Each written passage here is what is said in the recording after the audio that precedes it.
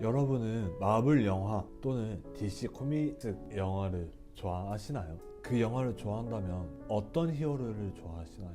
아이언맨이신가요? 토르이신가요? 배트맨? 슈퍼맨인가요? 그런데 오늘 성경에도 보면 히어로 영화처럼 등장할 만한 엄청난 힘을 자랑하는 히어로가 있다는 사실, 여러분들은 알고 계신가요? 오늘 등장한 인물의 힌트를 드린다면 마블 영화의 헐크랑 비슷합니다. 힘이 세고 욱하는 성질을 가진 캐릭터, 바로 삼손입니다. 사자와 맨몸으로부터도 사자를 찢어 죽이는 사람, 그뿐 아니라 군대가 와도 옆에 떨어진 나귀 턱뼈 하나를 들고 1000명을 죽여버리는 웬만한 히어로 영화도 상대 못하는 힘을 자랑하는 사람이죠. 히어로 영화에 등장하는 슈퍼 히어로랑 다른 점은 그는 만들어낸 캐릭터가 아니라 구약시대에 실존했던 실제 사람이었다는 것입니다. 오늘 등장하는 삼손의 이야기를 정말 기대하셔도 좋을 것 같아요. 겉은 세상 그 누구도, 겉면을 보면 세상 그 누구도 강했지만 내면으로 보자면 나약하고 연약한 사람, 그런 겉바속촉 유형의 삼손의 인생은 실수투성이의 막장 같은 삶을 살아가며 슈퍼히어로의 파워를 가졌지만 빌런의 모습을 보여주기도 합니다. 과연 삼손은 슈퍼히어로였을지 아니면 빌런이었을지 그의 삶을 함께 살펴봅시다. 사사기 13장의 이야기를 에피소드 1으로 살펴보기 소망합니다. 슈퍼히어로들은 탄생부터 특별한데 삼손의 탄생도 예사롭지 않습니다. 삼손을 임신한 여인에게 한 천사가 다가와서 네가 낳을 그 아들은 하나님의 나시린이 되며 블레셋의 압제에서 이스라엘을 구원할 것이다 라고 말합니다. 이때 나시린은 거룩하게 구별된 자아입니다. 그래서 나시린은 절대 해서는 안 되는 3가지가 있는데, 첫 번째로 머리에 면도 칼을 대서는 안 됩니다. 즉 머리를 절대 자르면 안 된다는 것이죠. 두 번째, 포도주뿐만 아니라 포도조차도 입에 대서는 결코 안 됩니다. 그 지역은 날씨가 너무 더워서 높은 온도로 발효가 되어 알코올의 성분으로 변하는 경우가 있었는데, 술로 인하여서 거룩하고 구별된 삶으로부터 판단력이 흐려져서 실수하지 않기 위해 포도조차도 입에 대서는 안 된다고 합니다. 세 번째로, 시체를 가까이 해서는 안 됩니다. 그때 당시에 시체는 부정한 것으로 봤기 때문에 나시린은 가까이 할 수 없습니다. 즉 나시린은 정말 깨끗하게 구별된 사람입니다. 그래서 태중에서부터 부르심을 받은 삼손은 블레셋 민족의 압제로부터 이스라엘을 구원할 놀라운 일을 이룰 사람이었습니다. 그 당시 가나안 땅으로 이스라엘 민족을 인도한 여호수아가 세상을 떠나고 이스라엘 민족은 이방 민족과 함께 지내면서 점차 하나님이라는 그 존재를 잊어버리게 되고 세력이 약해져서 블레셋 민족의 지배를 받게 되는 지경에 이르기까지 되었습니다. 그런데 그때 블레셋의 압제로부터 구원할 사사로 하나님께서 삼손을 부르신 것입니다. 14장에 보면 삼손의 연약함이 나오는데, 이스라엘 민족을 블레셋으로부터 구원할 사람이 있다는 소문에 많은 사람들의 기대와는 다르게 삼손은 히어로 사사의 모습이 아니었습니다. 겉으로는 엄청난 힘을 가졌지만 그에게 연약한 문제가 있었는데 바로 여자 문제였습니다. 삼손은 딥나에서 블레셋 한 처녀를 보자마자 금방 사랑에 빠졌습니다. 어마어마한 금사빠였습니다. 바로 부모님께 가서 저 블레셋 처녀를 내 아내로 삼게 해달라고 조르기 시작합니다. 부모님의 만류에도 삼손은 저 여자가 내가 원하던 운명의 상대라고 우기며 그 여자를 만나러 부모님과 함께 딥나 지역으로 가게 됩니다. 삼손의 아버지가 그 여자랑 바로 결혼 일정을 잡는 동안에 삼손은 큰 잔치를 벌였고, 그 잔치에 있던 블레셋 사람 30명이 있었는데, 이제 기분도 좋아지고 장치 분위기에 취한 삼손이 블레셋 사람들에게 수수께끼 하나를 냅니다. 이 수수께끼를 7일 만에 그들이 맞춘다면, 블레셋 사람들이 맞춘다면 삼손이 블레셋 사람들에게 배운 30벌, 맞히지 못한다면 그들이 반대로 주기로 내기를 했습니다. 그 당시의 베옷은 그들에게는 엄청난 재산이었다고 합니다. 근데 아무도 수수께끼를 맞추지 못하자 쩔쩔매는 블레셋 사람들은 삼손의 신부를 찾아갑니다. 그 답을 남편에게서 알아내지 못하면 우리가 신부와 신부의 아버지 집을 불살라버리겠다고 찾아가서 협박을 합니다. 너무 겁에 질린 신부는 밤낮으로 삼손에게 답을 알려달라고 쪼르자 여자에게 약한 삼손은 신부에게 슬슬 답을 알려줍니다. 그리고 신부는 곧바로 블레셋 사람들에게 가서 답을 알려줍니다. 근데 예상보다 일이 커졌습니다. 블레셋 사람들이 자신의 여자를 협박해서 답을 알아낸 것을 알게 되자 머리 끝까지 화가 난 삼손은 그 30명을 전부 죽여버립니다. 이스라엘과 사이가 안 좋았던 블레셋 민족이었는데 삼손이 블레셋을 죽인 사건은 블레셋 민족과 더 큰 갈등을 불러 일으키게 됩니다. 사사기 15장에 살펴보게 되면 삼손의 두 번째 연약함이 나오는데, 그날 이후 한동안 신부를 보지 못한 삼손은 어느 날 신부를 보기 위해 신부의 아버지 집에 찾아갔습니다. 그 신부의 아버지가 자신의 신부를 만나지 못하게 하는 것입니다. 나중에 알고 보니까 그 신부의 아버지가 삼손의 결혼식 신랑 들러리로 섰던 남자에게 자신의 딸을 이미 줘버렸습니다. 그리고 그 밑에 여동생이 더 예쁜데 여동생을 아내로 맞이한 것이 어때? 라고 말을 합니다. 그 말을 들은 다혈질 빌런 삼손은 정말 폭발해버립니다. 더는 못 참아. 내가 블레셋 사람들을 이제 다 쳐 부수어도 내 잘못이라 할 수 없어. 그대로 나가서 여 300마리를 잡아 서로 꼬리를 묶어주고 그 꼬리에 횃불을 답니다. 불이 무서운 여우들은 막 뛰겠죠. 블레셋 사람들의 재산이 곡식 밭 전체를 모두 불로 태워버립니다. 삼손이 이런 짓을 저지른 것을 알게 된 블레셋 사람들은 머리 끝까지 열받아서 삼손에게 복수하기 위해 신부와 신부 아버지를 불질러 죽여버립니다. 그리고 그 사실을 안 삼손은 자신이 사랑했던 여자를 죽여버린 블레셋 사람들을 닥치는 대로 마구 찢어 죽이며 살육이 일어납니다.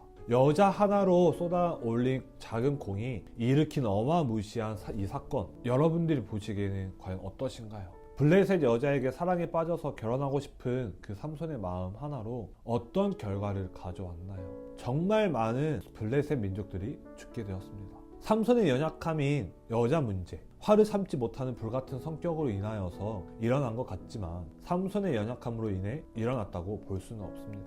그 이유는 하나님께서 처음에 삼손이 태어나기 전부터 계획했던 일들이 정확하게 일어나고 있기 때문입니다. 블레셋 압제에서 이스라엘 구원할 것이라고 말했던 천사의 말처럼 삼손으로 인해 블레셋 사람들이 심판을 받고 있습니다. 삼손이 불같이 화가 나서 복수를 할 때마다 갑자기 여호와의 영이 삼손에게 임하시매 라며 삼손을 통해 일하고 계시다는 것을 보여주고 있습니다.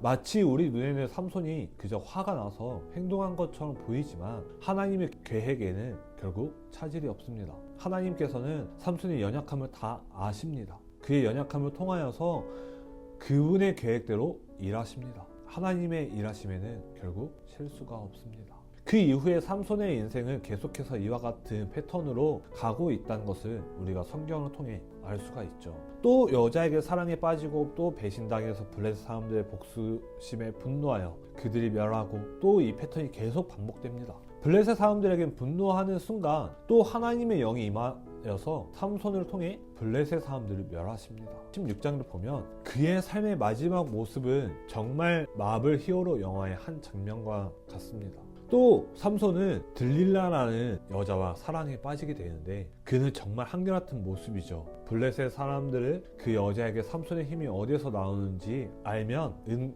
103개를 주겠다고 돈으로 유혹하기 시작합니다. 돈에 넘어간 들릴라는 그때부터 삼손에게 매일 밤 그의 힘이 어디서 나오는지 묻습니다. 삼손은 처음에 마르지 않는 새 힘줄을 만든 활 시위 7줄을 묶으면 된다. 한 번도 안 쓴 새 밧줄을 묶으면 된다. 7가닥으로 따는 머리카락을 배틀로 천에 짜놓고 팽팽히 당기면 된다. 막 이상하게 거짓된 답을 알려줍니다. 하지만 끈질기게 괴롭히면서 물어보던 들릴라에게 삼손은 그 비밀을 말해줍니다. 나는 하나님의 나시린으로 내 힘은 한 번도 자른 적 없는 머리카락에서 나온다고 말합니다. 그는 바로 머리카락이 다 잘렸습니다. 삼손의 힘이 완전히 사라져 버렸죠. 블레셋 사람들 그를 잡아 두 눈을 뽑아버리고 그를 끌고 가서 쇠고랑을 채워 감옥에 가두고 맷돌을 가는 일을 시킵니다. 삼손의 인생이 정말 불쌍하지 않나요? 그들은 삼손을 끌고 와 두 기둥 사이에 세워두고 블레셋 사람들 앞에 재롱을 부리게 합니다. 그 신전에 삼손을 구경을 하기 위해서 블레셋 사람들로 가득 차 적어도 3,000명이 넘었다고 합니다. 그때 삼손은 마지막으로 하나님께 부르짖습니다. 사사기 16장 28절부터 30절 본문입니다. 삼손이 여호와께 소리쳐 기도드렸다. 주 여호와여 저를 기억해 주십시오. 하나님 이번 한 번만 더 저에게 힘을 주십시오. 필리스티아 사람들에게 저의 두 눈 가운데 하나라도 앙가품하게 해주십시오. 그리고 나서 삼손은 한가운데서 그 집을 바치고 있는 기둥들을 더듬어 모으고서는 몸을 거기에 기대었다. 오른손으로 한 기둥, 왼손으로 한 기둥을 잡았다. 삼손은 필리스티아 사람들과 함께 죽게 해달라고 기도하고는 힘차게 몸을 쫙 폈다. 그러자 그 집이 그 안에 있던 우두머리들과 온 백성 위로 무너졌다. 그가 죽을 때 죽인 사람들이 그가 살았을 때 죽인 사람들보다 더 많았다. 마지막으로 그는 온 힘을 다해 기둥을 밀었고 신전이 무너지면서 그곳에 있던 블레셋 사람들과 같이 죽게 됩니다. 이때 삼손이 죽인 사람이 삼손이 생전에 죽인 사람보다 더 많았다고 성경에서 말하고 있죠. 우리는 왜 하나님이 삼손 같은 사람을 사용하실까 생각이 들 수도 있습니다. 저렇게 여자에 쉽게 무너지고 성격도 별로 안 좋은 것 같은데 연약한 사람을 하나님은 왜 나시린으로 이스라엘 구원할 사사로 부르셨을까? 좀 더 하나님의 나시린답게 거룩하고 구별된 의로운 사사를 선택하지 않으실까? 우리가 하나님의 일하시는 방식을 모두 이해할 수는 없지만 말씀을 통해 하나님은 의로운 자만을 통해 일하시지는 않으신다는 것입니다. 우리가 연약하고 평범한 사람들을 통해 그분의 계획을 이행하신다는 것이죠. 이렇게 삼손은 나시린으로 태어날 때부터 부르심을 받았지만 나시린답게 살아가지 못했습니다. 그는 머리를 기르고 자신의 정체성이 나시린 모습을 하지만 겉모습만 나시린이고 삶의 모습은 전혀 나시린답지 못하게 살았죠. 그는 머리만 자르지 않으면 자신이 나시린이며 힘은 자신의 정체성이 긴 머리에서 나온다고 생각했습니다. 우리도 그리스도인으로 부름을 받은 자입니다. 그럼에도 내가 그리스도인답지 못한 모습을 살아가고 있진 않으신가요? 하나님의 자녀로 예수님의 제자라는 정체성을 가진 우리도 막상 삶의 모습은 그렇게 살아가지 못할 때가 많습니다. 하나님의 말씀대로 살아가지 못하는 나의 모습을 바라보면서 내가 얼마나 죄인인지 오히려 자각하게 됩니다. 하나님은 태중에서부터 그가 세상에 나기 전부터 그의 모든 나약함을 아시고 그런 그를 택하셨습니다. 그리고 하나님의 일하심을 그의 삶 가운데 깨닫게 하시고 하나님은 절대 연약한 삼손을 포기하지 않으십니다. 끝까지 이스라엘 구원하시겠다고 하신 그 계획을 이루어내십니다. 주님께서 결국 내 삶에 주님 뜻대로 나를 다듬어 그분의 자녀의 모습으로 성장시키시며 내 삶 가운데 일하시는 하나님을 깨닫게 하시며 연약한 우리를 들어 쓰셔서 그분이 하신 약속, 구원의 길로 우리를 인도하십니다. 삼손은 참 연약함과 실수투성이의 삶이지만 생의 마지막 절망의 끝자락에서 하나님을 다시 붙잡습니다. 그리고 그의 머리카락이 잘리고 힘을 잃고 하나님께 부르짖습니다. 내게 다시 힘을 달라고 하나님께 외칩니다. 그의 평생 나시린으로 제대로 살내지 못했지만 자신에게는 어떤 힘도 없다는 것을 깨닫게 되는 순간 하나님께 부르짖으며 찾습니다. 오로지 힘은 머리카락에서 나오는 것이 아니라 여호와 하나님께서 나온다는 것을 인정하는 순간이었습니다. 이 사실이 중요합니다. 내 삶이 완전히 낭떠러지, 더는 앞으로 나아갈 수도 뒤로 갈 수도 없는 상태에 이르렀을 때 더는 내 힘으로 아무것도 할 수 없는 완전히 엎드려진 그 상태에서 우리는 하나님을 진심으로 찾게 됩니다. 삼손의 힘이 단순히 자신의 머리카락에서 나온다고 생각해 살아가다가 자신의 머리카락을 잃고 진심으로 주님께 부르짖었던 것처럼 나에게 힘이 없다는 것을 깨닫고 내 삶 속에서 일하시는 주님의 주권을 온전히 인정하며 살아가는 우리 모두가 되길 간절히 소망합니다.